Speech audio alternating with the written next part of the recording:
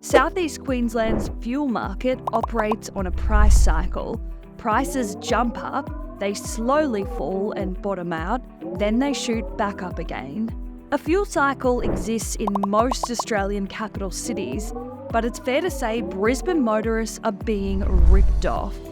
Our fuel price cycle has been painfully stretched out, with unjustified hikes, prices staying higher for much longer, and the cheap phase becoming less frequent. The cycle currently lasts an average of 38 days. Average prices jump in the hike by around 36 cents a litre, but hikes at individual servos may jump by more than 45 cents, and retail margins, they're an average of 22 cents a litre.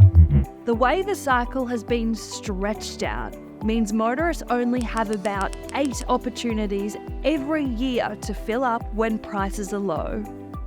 Let's rewind to 2010. Back then, the cycle lasted just 7 days, prices jumped by an average of 10 cents, and margins were less than half of what they are now.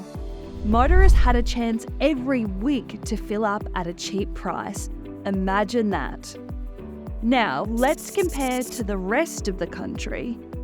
Perth still has a weekly price cycle, prices don't jump anywhere near as high, and retail margins are less than half of what we pay in Brisbane.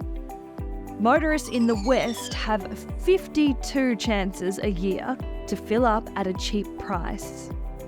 Sydney and Melbourne don't fare much better than Brisbane and also have a long price cycle, but margins and prices aren't quite as high.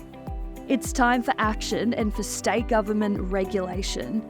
That's why we're calling on the Queensland Government to cap how high fuel companies can increase their prices in one day. We're recommending they can only go up by 5 cents a day. Queenslanders deserve a fair go on fuel.